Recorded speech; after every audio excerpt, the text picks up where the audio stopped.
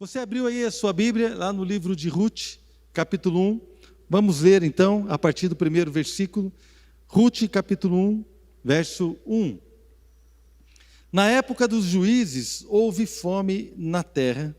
Um homem de Belém de Judá, com a mulher e os 2 filhos, foi viver por algum tempo nas terras de Moabe. O homem chamava-se Elimeleque, sua mulher Noemi, e seus 2 filhos, Malom e Quilion. Eram efrateus de Belém de Judá, chegaram a Moabe e lá ficaram. Morreu Elimeleque, marido de Noemi, e ela ficou sozinha com seus 2 filhos. Eles se casaram com mulheres moabitas, uma chamada Orfa e a outra Ruth. Depois de terem morado lá por quase 10 anos, morreram também Malom e Quilion, e Noemi ficou sozinha, sem os seus 2 filhos e sem o seu marido. Versículo 6. Quando Noemi soube em Moabe que o Senhor viera em auxílio do seu povo, dando-lhe alimento, decidiu voltar com as suas 2 noras para a sua terra. Assim ela, com as 2 noras, partiu do lugar onde tinha morado. Enquanto voltavam para a terra de Judá, disse-lhes Noemi: vão, retornem para a casa de suas mães, que o Senhor seja leal com vocês, como vocês foram leais com os falecidos e comigo. Verso 9. O Senhor conceda que cada uma de vocês encontre segurança no lar do outro marido. Então deu-lhes beijos de despedida, mas elas começaram a chorar alto e lhe disseram: não, voltaremos com você para junto do seu povo. Disse, porém, Noemi: voltem, minhas filhas, por que viriam comigo?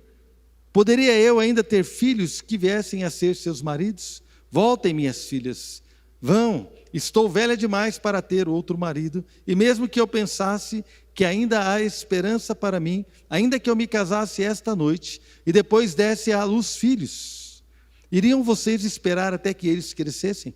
Ficariam sem se casar à espera deles? De jeito nenhum, minhas filhas. Para mim, é mais amargo do que para vocês, pois a mão do Senhor voltou-se contra mim. Elas então começaram a chorar alto de novo. Depois Orfa deu um beijo de despedida em sua sogra, mas Ruth ficou com ela. Então Noemi a aconselhou: veja, a sua concunhada está voltando para o seu povo e para o seu Deus. Volte com ela. Ruth, porém, respondeu: não insistas comigo que te deixe e que não mais te acompanhe. Aonde fores, irei, onde ficares, ficarei. O teu povo será o meu povo e o teu Deus será o meu Deus. Onde morreres, morrerei e ali serei sepultada. Que o Senhor me castigue com todo o rigor, se outra coisa que não a morte me separar de ti. Até aí, vamos orar. Senhor, nós queremos te agradecer pelo privilégio que temos de podermos juntos desfrutar de um tempo para estudar a sua palavra. E nós, ó Pai, te agradecemos pelo teu amor, pelo teu cuidado e pela tua graça.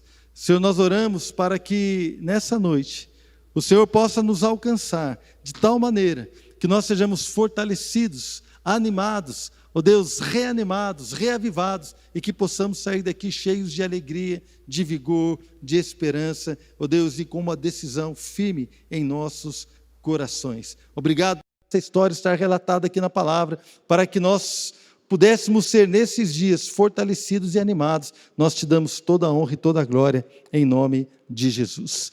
Irmãos, esta é uma história de fidelidade em tempos difíceis. Tempos difíceis, porque a Bíblia fala aqui logo no primeiro versículo, na abertura do livro: na época dos juízes, houve fome na terra. Então, quando nós olhamos o que a Bíblia está dizendo, a época dos juízes é uma época logo após Josué ter conquistado toda a terra com os hebreus. Nós sabemos que Deus levantou Moisés, e Moisés foi à terra do Egito e libertou o povo de Israel da escravidão. Depois de 400 anos que eles estavam ali como escravos, Deus usou Moisés para libertá-los da escravidão. Mas Moisés e a maioria do povo morreu no deserto durante 40 anos, caminharam ali, então foram morrendo, e o próprio Moisés também não pôde entrar na terra, e Deus levantou Josué para possuir a terra da promessa, a terra de Canaã. E aqueles homens então entraram na terra de Canaã, conquistaram, E logo após a morte de Josué vem o tempo dos juízes. E por que então eu digo para você que o tempo de juízes era um tempo difícil? Você só pode descobrir isso lendo o livro de Juízes. Se você já leu, você vai concordar comigo que eram tempos muito complicados. Porque enquanto a Bíblia diz que enquanto Josué e os anciãos que viram todas as maravilhas que Deus fez no Egito, também no deserto, enquanto esses homens viveram, o povo caminhou com Deus. Mas quando aquelas gerações que conheciam a Deus e o seu poder começaram a morrer, e aquela geração morreu, então os mais novos que não conheciam a Deus se levantaram, e o tempo de juízo foi um tempo difícil, porque a idolatria entrou no povo de Deus. Houve briga e guerras entre as tribos, houve todo tipo de confusão. O povo de Israel se enfraqueceu moralmente, se enfraqueceu espiritualmente, se enfraqueceu politicamente. Então foram tempos difíceis de confusão, de briga, de juízo de Deus e também de opressão dos inimigos através das nações vizinhas. É ali que nós vemos a história de Gideão, quando Deus levantou Gideão para livrar Israel dos midianitas. Então o anjo aparece para Gideão e Gideão fala assim: olha, o que é feito, né, do Senhor, dos teus feitos? Porque agora os midianitas nos oprimem, nos roubam, e a gente está sofrendo. Então, a situação, quando você lê o livro de Juízes, o povo abandonava Deus, os inimigos prevaleciam, então o povo se arrependia, clamava a Deus por um libertador, Deus levantava alguém para livrá-los. Então aquele povo era liberto, enquanto vivia aquele juiz ia tudo bem. Quando morria o juiz, novamente o povo se afastava de Deus. Eram tempos complicados, tempos difíceis, onde havia todo tipo de problema. Irmãos, eu quero dizer para vocês que hoje eu e você vivemos em tempos difíceis. Os tempos que nós vivemos são tempos complicados, irmãos. Você vê a Argentina autorizando o aborto. Bom, claramente, obviamente eu sou contra o aborto. Mas ainda que eu fosse a favor do aborto, talvez eu não fizesse festa se o aborto fosse liberado. Porque é um assunto tão sério, é tão triste, que não merece festa. Mas você vê mulheres e um monte de gente celebrando como se a Argentina tivesse sido campeã do mundo do futebol. As praças lotadas celebrando a morte. Irmãos, são tempos difíceis. Tempo onde o secularismo, o mundanismo entrou na igreja.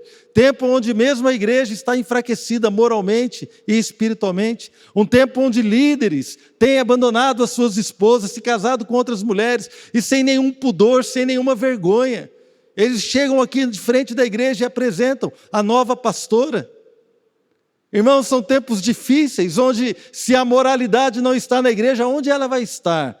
Se a obediência à palavra não está na igreja, vai estar onde?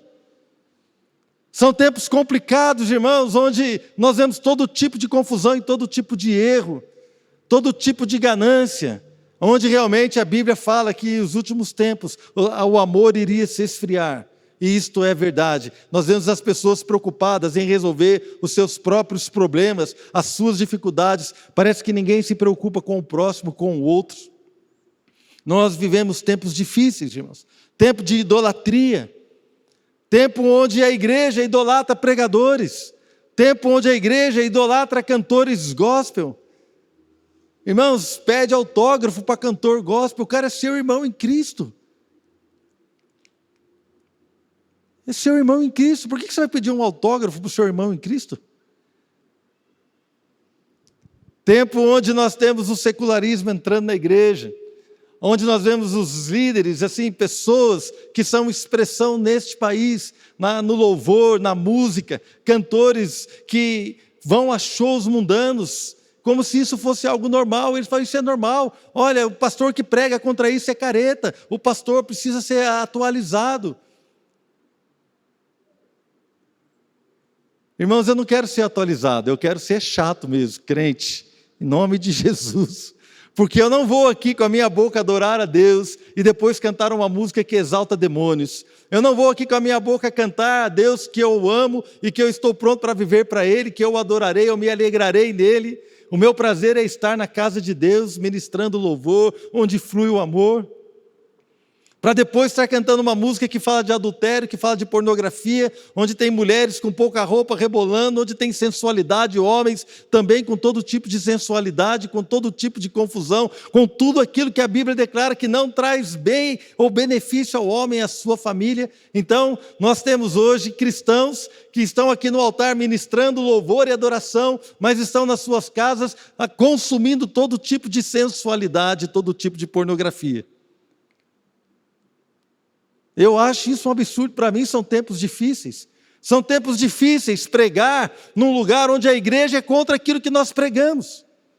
São tempos difíceis pregar para jovens que valorizam aqueles que têm mais curtida do que aqueles que pregam a palavra de Deus. São tempos difíceis pregar para adolescentes que vão ver quantas curtidas aquele homem tem, aquele jovem, aquela autoridade, entre aspas, está falando algo. O cara tem 1 milhão de seguidores. E o pastor dele prega para 20, 30 pessoas. E ele fala assim, não, meu pastor está errado, porque aquele que tem mais seguidor, irmãos, nós vamos ter muita surpresa no céu. E eu vou dizer para você, a curtida do Espírito Santo, ela vai subjugar todos os milhões e bilhões de curtidas que tem por aí. Vale mais ser curtido pelo Senhor do que ser curtido por 1 milhão. Tem esse versículo? Não tem, né? Tem esse versículo? Mais vale ser curtido pelo Senhor do que ser curtido por 1 milhão. Não tem, irmãos. Mas é mais ou menos por aí. Vocês concordam? Nós concordamos. Mas intrinsecamente são tempos difíceis. Tempo de opressão. Tempo onde a moral do povo estava abalada, não havia mais. Irmãos, nós estamos falando no mundo hoje no mundo existem igrejas que ordenam pastores homossexuais. Nós estamos vivendo um mundo hoje onde há pastores que não acreditam no sacrifício de Cristo.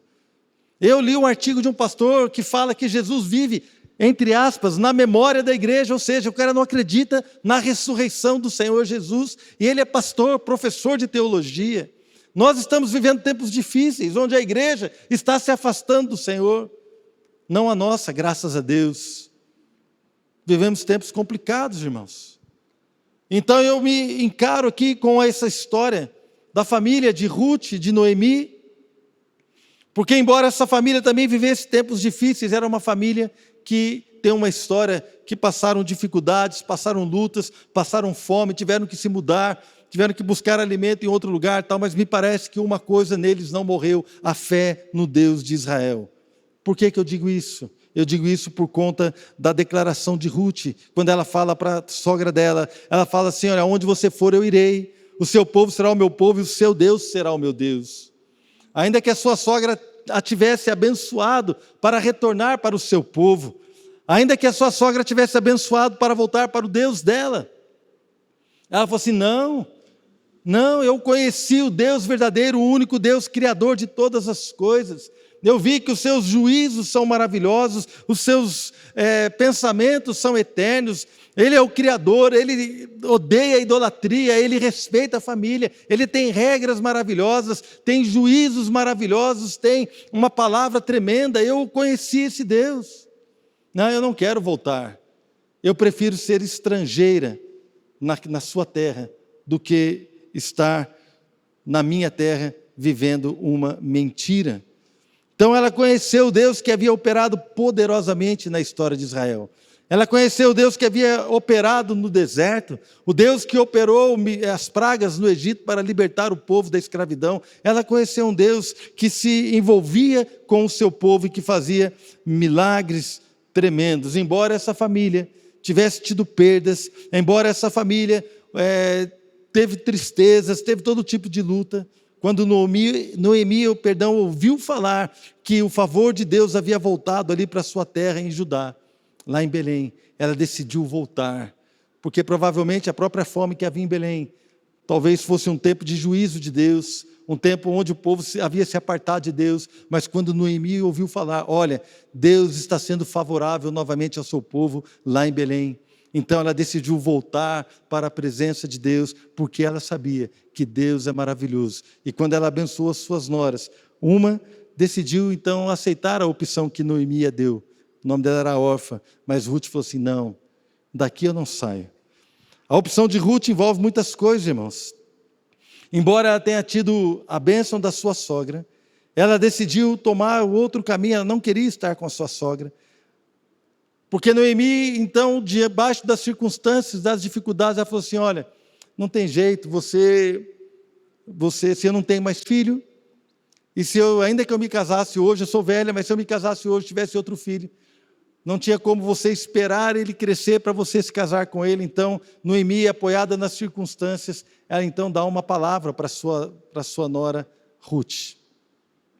E eu quero perguntar para mim e para você, irmãos, quando nós estamos amparados pela circunstância, será que nós então temos olhado para aquilo que esse mundo pode oferecer e tomado decisões e falado algumas coisas que talvez não tenha a ver com aquilo que Deus tem para nós?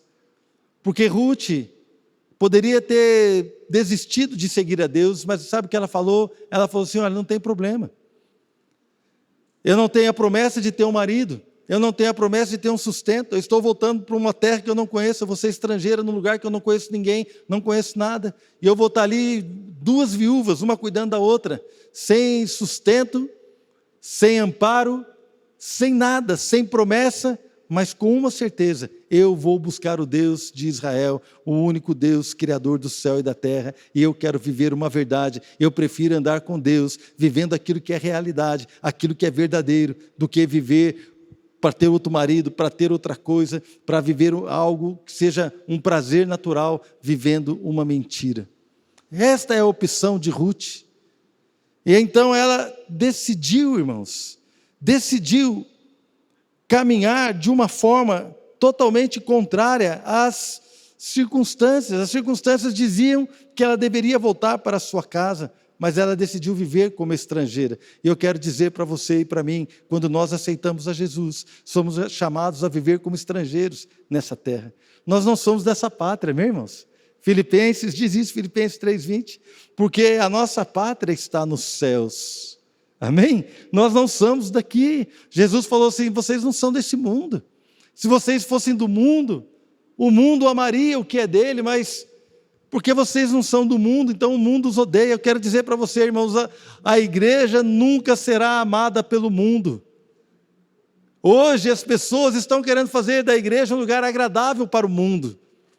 Irmãos, nós somos agradáveis no seguinte sentido, nós vamos amar você, nós vamos abraçar você, nós vamos suportar as suas fraquezas, nós vamos até suportar os seus erros, mas nós nunca vamos falar uma mentira para você, olha, pode ficar desse jeito, não, nós sempre vamos dizer para você, Jesus Cristo quer que você se arrependa. A igreja não é um lugar agradável para o mundo, sabe por quê? Porque a igreja cheira a morte para o mundo. Se você entrar aqui, se você é do mundo, se você vai entrar aqui, você vai morrer. Amém, irmãos? Quantos já morreram com Cristo aqui? Aleluia! Nós vamos morrer para este mundo. É o que Paulo disse, eu estou crucificado para o mundo está crucificado para mim. Então, amados, a igreja, no esforço de ser agradável para o mundo, ela quer se vestir como o mundo veste, ela quer falar o que o mundo fala, ela quer assistir o que o mundo assiste, mas eu quero dizer para você qual é a diferença. Nós somos chamados para ser diferentes, e a diferença está na nossa postura de santidade, dizendo não ao pecado e dizendo sim ao Senhor Jesus. Este mundo não tem nada para nos oferecer. Este mundo não tem nada para nos oferecer. Esta foi a opção de Ruth. Eu prefiro viver como estrangeira, sem nada, do que viver tranquilamente com outro marido, talvez viver uma vida boa, mas viver uma mentira, porque eu quero chegar naquele dia, olhar para o Senhor, e Ele fala assim, venha, servo bom e fiel, entra aqui no descanso. É melhor descansar eternamente, do que descansar por pouco tempo, e arder eternamente. Então o chamado é muito sério. Ela tomou a decisão de viver como estrangeira para sempre. Como Ruth poderia voltar para o Deus dela? Irmãos, como ela poderia, parece que na cabeça dela, eu tentando entrar aqui na história, ela chorou e falou assim, não, Noemi, você não sabe o que está dizendo. Deixa eu dar uma parafraseada aqui, irmãos. Noemi, você não sabe o que você está dizendo. Você está querendo que eu volte para lá? Não tem como. Eu conheci o seu Deus vai ser o meu Deus. Eu conheci. E eu quero Ele, eu não quero outras coisas. E a decisão de Ruth, irmãos, teve impacto na vida das pessoas que estavam ao seu redor, da vida das pessoas que a conheceram. Então as duas chegaram novamente ali, e o povo da terra reconheceu Noemi já há muitos anos fora, e o povo da terra reconheceu Noemi, ela foi embora bem e voltou pobre, sem nada. Pelo jeito, pela história, depois você pode ler o livro de Ruth, não tinham nem o que comer direito, não tinham sustento, não tinham nada. Eles não tinham nada. Mas Ruth a acompanhou e ela tomou uma decisão. A Bíblia diz então que Ruth foi colher espigas, porque era a época da colheita de cevada. Irmãos, assim, é tão bonito quando você estuda o Antigo Testamento e você vê as leis que o Senhor tinha. E você vê como Deus trabalhava com os pobres, como Deus se importava com os pobres, com as pessoas, com a ordem, com a família, como Deus se importava com os órfãos, com a justiça. É tão bonito, então havia uma lei, uma regra em Israel. Quando alguém fazia uma colheita, então aquela colheita, imagina uma área aqui, como se fosse o tamanho desse palco, e as pessoas que iam colhendo, elas iam juntando os feixes, e se porventura caísse algo do feixe, ela não poderia pegar de novo, porque aquilo que caía, pertencia aos pobres que vinham atrás deles. Então as pessoas que não tinham de onde tirar o sustento, vinham atrás daqueles que trabalhavam. E se você fosse colhendo aqui, você passasse para lá e esquecesse de colher uma ou outra espiga, uma pessoa que vinha ali atrás, uma pessoa pobre, um órfão, alguém que viesse e colhesse aquilo, era direito dele, aquilo era dele. Deus dava o que sobrava ali daquela colheita, dava para os pobres. Então, diante dessa lei, Ruth foi a um campo para colher as espigas. E chegando ali para colher aquilo que sobrava. E chegando lá, viram que ela era uma estrangeira e o dono daquela colheita, daquela plantação, perguntou: quem é essa moça? E contaram para ele quem ela era. Então ele foi conversar com ela, capítulo 2 de Ruth, versículo 11. Então ele foi conversar com Ruth e disse assim: contaram-me tudo o que você tem feito por sua sogra, depois que você perdeu o marido. Como deixou seu pai, sua mãe, sua terra natal para viver com um povo que pouco conhecia. Verso 12. O Senhor lhe retribua o que você tem feito, que você seja ricamente recompensada pelo Senhor, o Deus de Israel, sob cujas asas você veio buscar refúgio. Estava claro para as pessoas que a viram. Essa mulher abandonou tudo, veio com uma viúva que pobre, sem oferecer nada, mas ela veio para cá. Então ela veio buscar refúgio debaixo das asas do Senhor.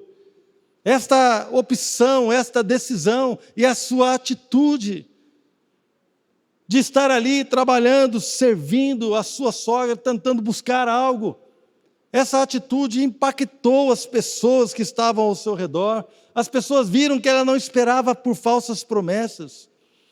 As pessoas entenderam também que ela sabia das dificuldades e que ela trabalhava arduamente. Então Boaz, que é o dono dessa plantação, falou para ela: olha, o Senhor te recompense, o Senhor, cujo Deus você veio assim procurar um abrigo debaixo das suas asas. Irmãos, que coisa tremenda. Toda vez que eu leio esse livro eu choro. E eu chorei de novo lendo o livro aqui para poder pregar para vocês.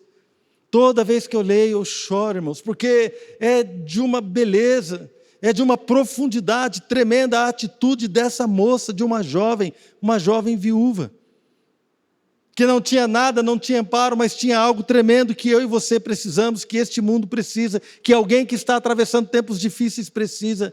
Nós precisamos ter o que ela tinha. É uma decisão forte de estar debaixo das asas do Senhor. Não importam as circunstâncias, não importam as promessas, não importa nada, o mundo não tem nada para nós. Eu quero estar na presença de Deus, buscando refúgio debaixo das suas asas. Ela tinha isso. Isso então, irmãos, quando você toma uma decisão por Deus, a sua decisão vai causar um impacto na sua família. A sua decisão vai causar um impacto no seu marido, na sua esposa, no seu filho, nos seus pais. A sua decisão vai causar um impacto nos seus colegas de trabalho. Irmãos, a sua decisão vai causar um impacto na sociedade, sabe por quê? Porque eles não estão acostumados a ver alguém que deixa tudo. Eu lembro quando eu fui fazer o meu exame demissional, quando eu estava saindo da minha empresa que eu trabalhava, funcionário público, 28 anos, faltava pouco tempo para o meu salário, para a minha aposentadoria de tempo integral, com salário integral. Estava ali diante do médico, e o médico olhando para mim falou assim: mas você é muito jovem para se aposentar, você está aposentando? Eu falei assim: não estou aposentando. Eu falei assim: você também não é estudante, porque você trabalha aqui há muito tempo. Eu trabalho aqui. Mas você está saindo? Estou saindo. A enfermeira que estava ali medindo pressão, aqueles negócios, me conhecia, sabia da minha história, falou para o médico assim: é que ele é pastor, e ele está saindo aqui do trabalho, um serviço público federal, com estabilidade no emprego e aposentadoria integral. Ele está chutando tudo isso aí para ser pastor. Ele está indo embora para ser pastor. Aí o médico olhou para mim assim, olhou para mim, deu uma medida assim, olhou para baixo, olhou para cima, ficou olhando. Daqui a pouco o olho dele encheu de lágrimas, irmãos. E ele falou assim: ganhei meu dia. E eu perguntei: por quê?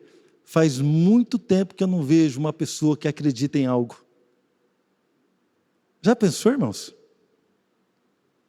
O médico falou para mim: olha, você está de parabéns. Faz muito tempo que eu não vejo alguém que acredita em algo, a ponto de sacrificar alguma coisa. Eu quero te perguntar, irmão, o que é que você tem sacrificado por Jesus? É o nosso sacrifício que vai contar, irmão.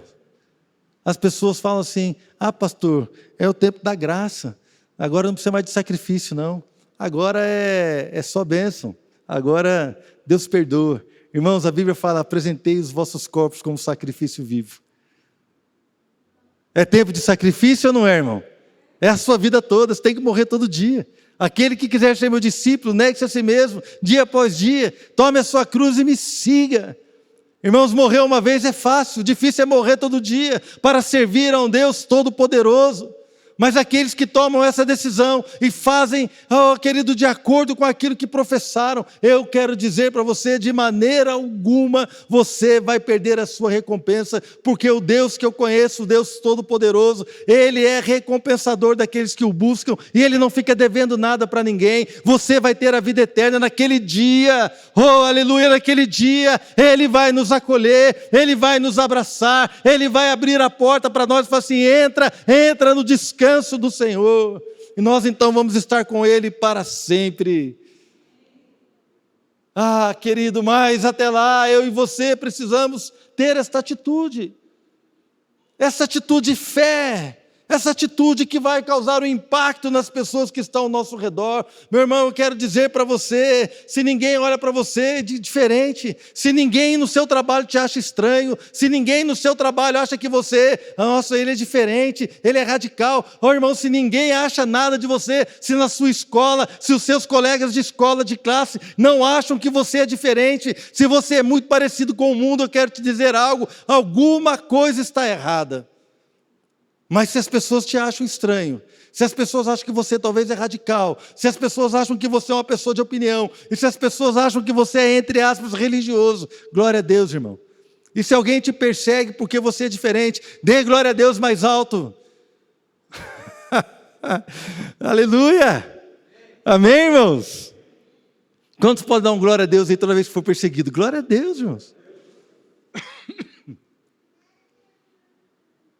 Louve a Deus, porque assim foram perseguidos os profetas. Mas todas as vezes que estão bajulando vocês, toma cuidado, porque agiram assim com os falsos profetas. Nós precisamos entender, irmãos, que nós estamos para tomar uma decisão séria e assim, muito grave, muito séria. Ruth estava diante de uma decisão muito, muito, muito difícil. Mas essa decisão que ela tomou fez com que ela fosse muito abençoada. Olha, continuando a história. Verso 14 do capítulo 2. Na hora da refeição, Boaz disse para Ruth: vem cá, pegue um pedaço de pão e molhe-o no vinagre. Quando ela se sentou junto aos ceifeiros, Boaz lhe ofereceu grãos tostados. Ela comeu até ficar satisfeita, ainda sobrou. E o que sobrou ela levou para a sogra comer. A história conta. Quando ela se levantou para recolher, Boaz deu estas ordens aos seus servos: mesmo que ela recolha entre os feixes, não a repreendam. Pelo contrário, quando estiverem colhendo, tirem para ela algumas espigas dos feixes e deixem cair, para que ela as recolha e não a impeçam. Ou seja, aqueles homens, quando estavam colhendo, começaram por ordem do chefe, começaram a deixar cair de propósito algumas espigas, para que Ruth pudesse colher aquilo e ser abençoada.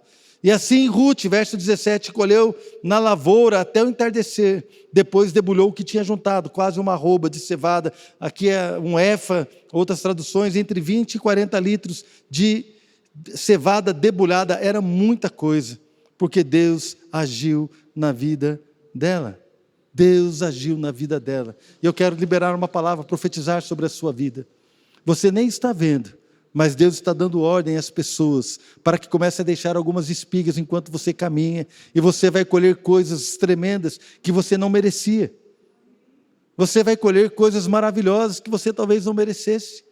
Mas é por causa da bondade, é por causa da sua fidelidade, é por causa da sua decisão por Cristo, porque a sua decisão impacta os céus, e Deus não vai ficar sem liberar a bênção sobre aqueles que o amam. A Bíblia é clara: sem fé é impossível agradar a Deus.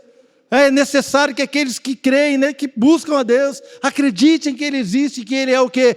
Recompensador daqueles que o buscam. Deus vai recompensar a sua busca, irmãos. Deus é fiel. Deus vai fazer coisas tremendas. Tem feito na minha vida quantas coisas nós colhemos coisas. Quantas vezes nós colhemos coisas que não éramos dignos. Quantas bênçãos que de repente a gente nem viu, mas alguém deixou cair algo ali para que nós pudéssemos ser abençoados, porque o Senhor liberou uma palavra sobre as nossas vidas. Irmãos, é tremendo quando você vê Deus agindo aqui no capítulo 2, versículo 3.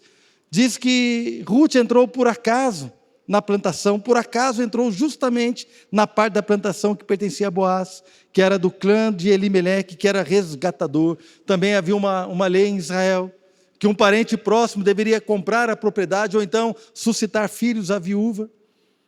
E ela foi justamente naquele campo onde este homem, Boaz, era parente dela e era resgatador.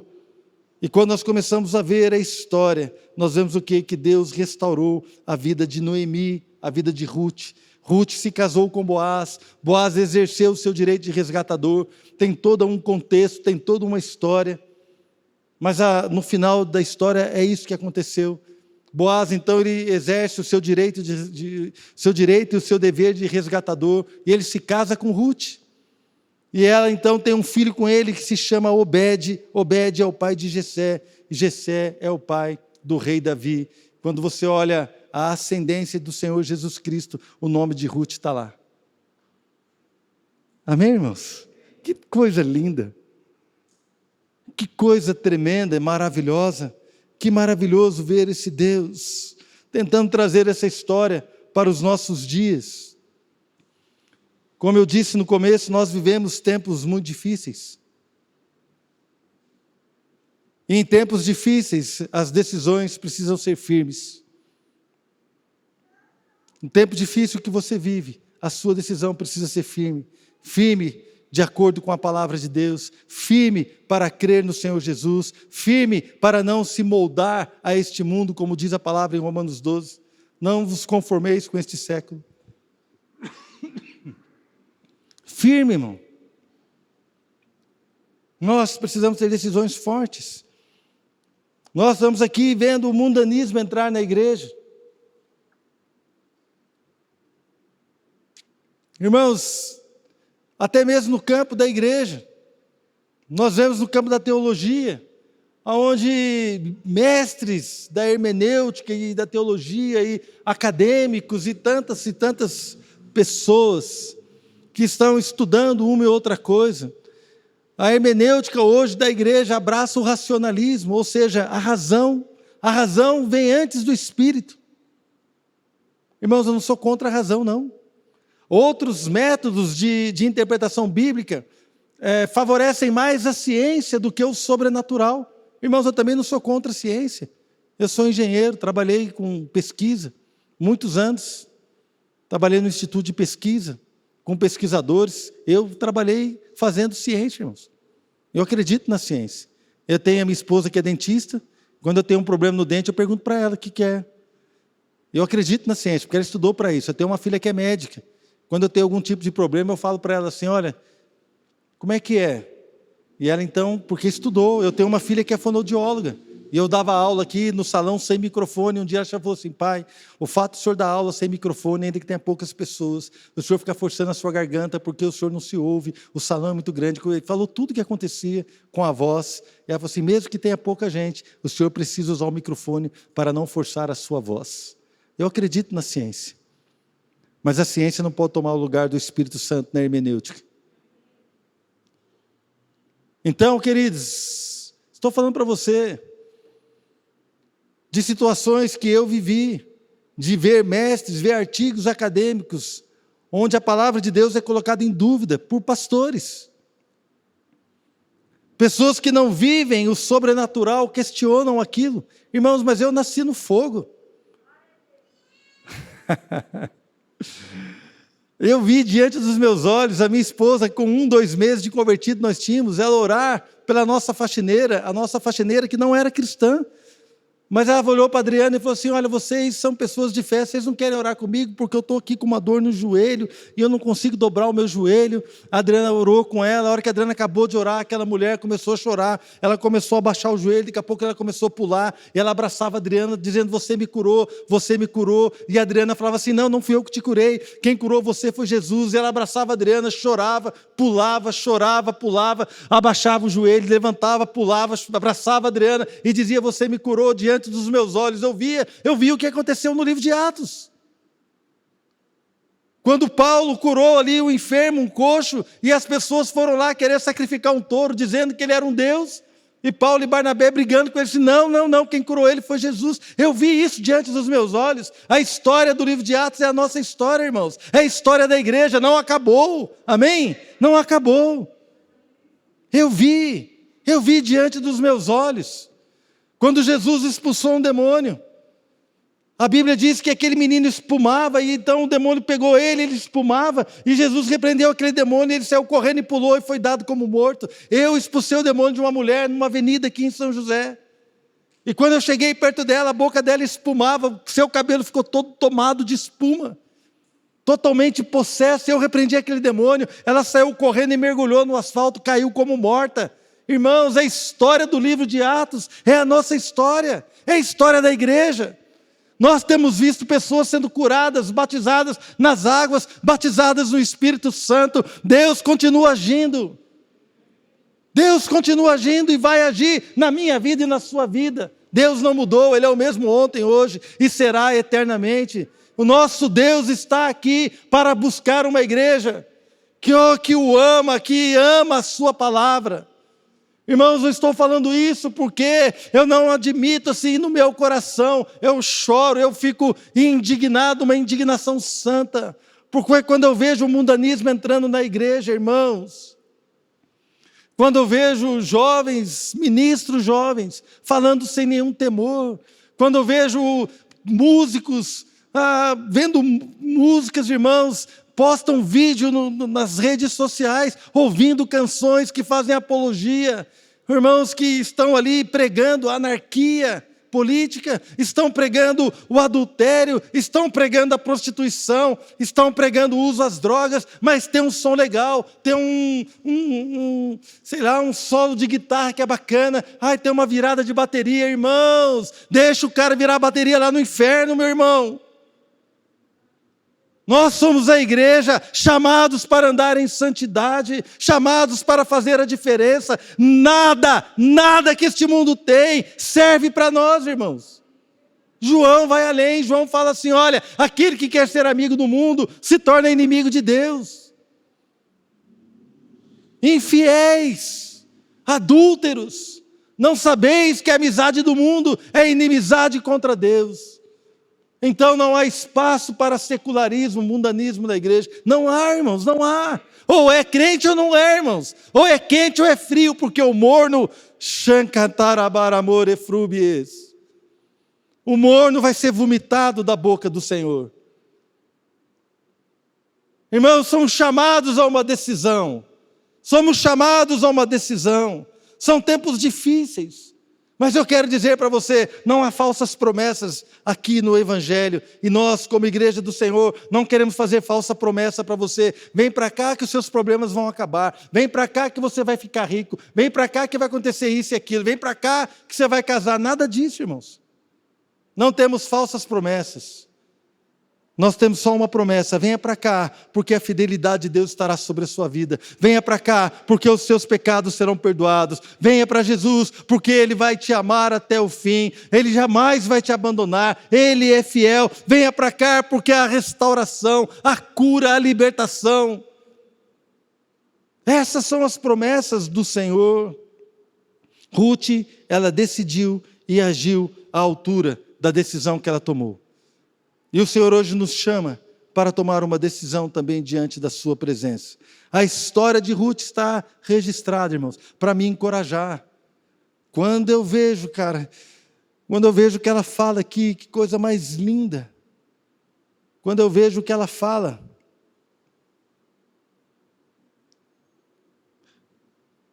Olha só que trecho lindo, irmãos.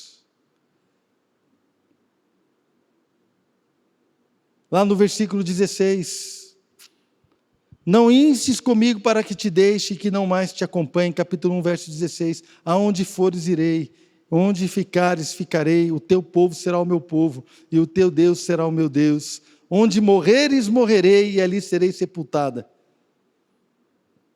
Que o Senhor me castigue com todo rigor, se outra coisa, que não a morte, me separar de ti. Vocês acham que o voto dela era sério ou não? Sabe qual é a única coisa que pode nos tirar de servir o Senhor aqui nessa terra, irmão? Só a morte. Porque quando a gente morrer, nós vamos parar de servir a Deus aqui, vamos continuar servindo Ele na eternidade. Mas nessa terra, só a morte pode me separar do Senhor, de servi-lo.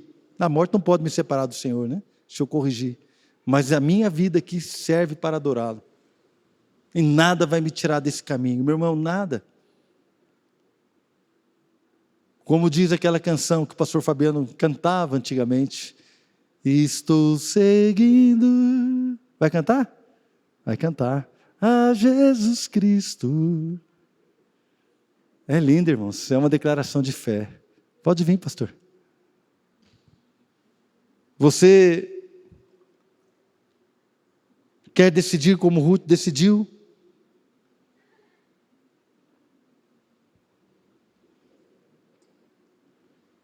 Irmãos, e ela trabalhou, hein?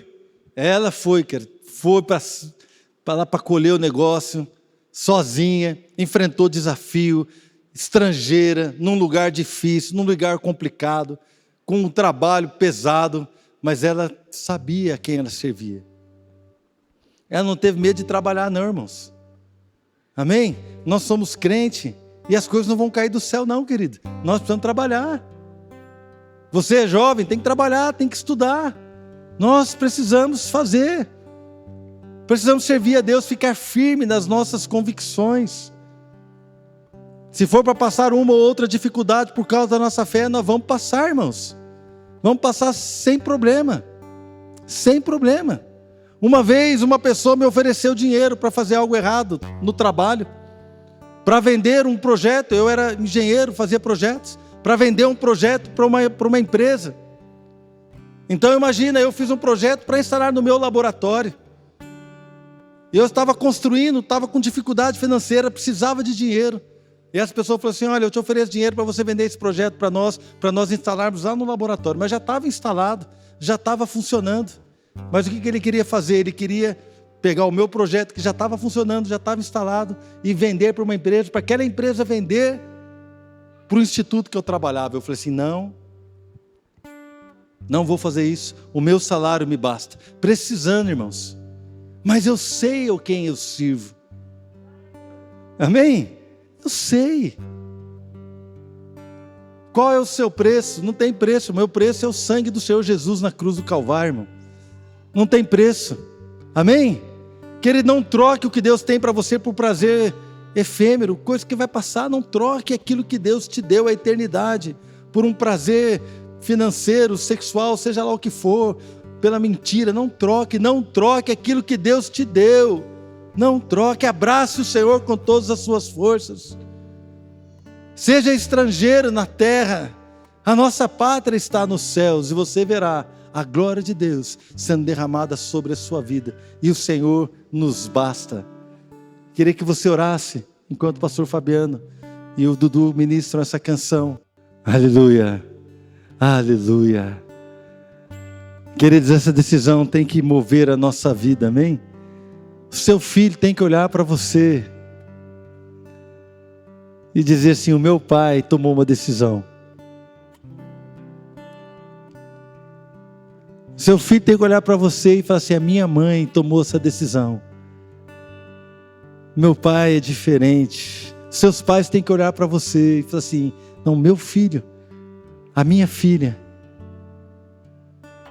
é diferente.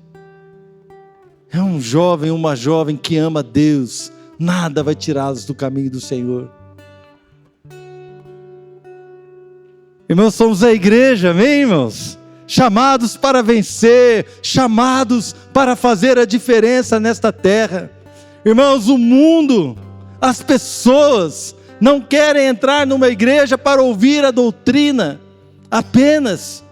Elas querem entrar numa igreja, ouvir a doutrina e ver que esta palavra faz a diferença na vida daqueles que congregam ali. Elas querem entrar, ouvir uma palavra, sim, mas querem ver essa palavra viva.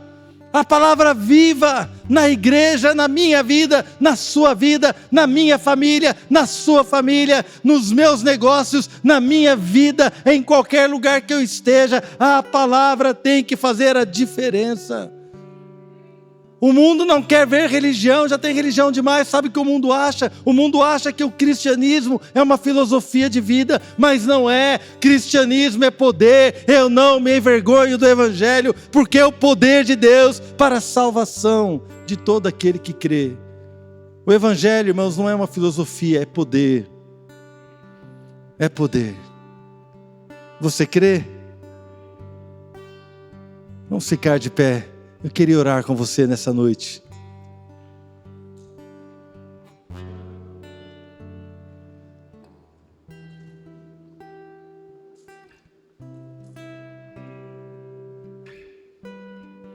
Quando eu tinha 14, 15 anos, irmãos, eu era muito religioso. Muito religioso. Pensa num cara muito religioso. Rezava toda noite antes de dormir. Mas eu tive uma decepção com a religião. E quando eu me casei, a Adriana perguntava assim: você já falou com Deus? Eu falei assim: não quero falar com Deus, não, deixa Deus lá, eu não mexo com Ele, Ele não mexe comigo, a minha vida é ótima, eu não preciso de Deus. Essa era a minha declaração, recém-casado. E a Adriana, muito religiosa, buscava Deus. Nenhum de nós dois conhecia o Senhor ainda naquela época. A religião nunca supriu meu coração. Mas quando eu conheci o evangelho, que transforma, que muda, que cura, que faz coisas maravilhosas, que restaura, a esse eu quis, irmãos. Quando eu conheci esse Jesus, eu abracei com toda a minha força. E quando eu preguei para minha irmã que já morreu, está na glória agora, minha irmã se converteu. Quando eu preguei para ela me falou depois, ela falou assim: Marcelo, enquanto você me falava de Jesus, os seus olhos brilhavam de uma forma que eu nunca vi os seus olhos brilharem daquele jeito. Sabe o que era, irmãos? Era o brilho do Espírito. Era o brilho de um coração que segue a Jesus. Era o brilho que faz a diferença. É o brilho que precisa estar sobre a igreja. Vós sois a luz do mundo. Você não acende uma luz para colocar debaixo da mesa, mas você coloca no alto para que ilumine a todos. Ou seja, você tem que brilhar, irmãos. Você não pode esconder uma cidade sobre os montes, porque as luzes da cidade vão aparecer, não tem como.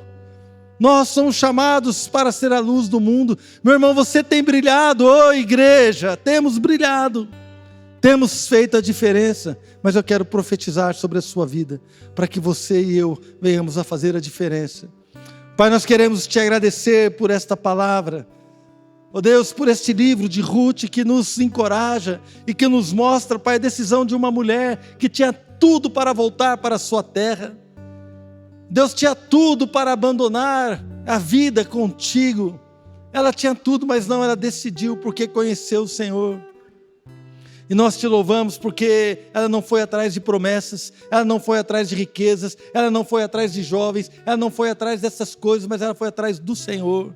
E Boaz percebeu isso, e Boaz disse a ela: olha, que o Senhor te recompense, o Senhor, cujo Deus você veio buscar refúgio debaixo das suas asas.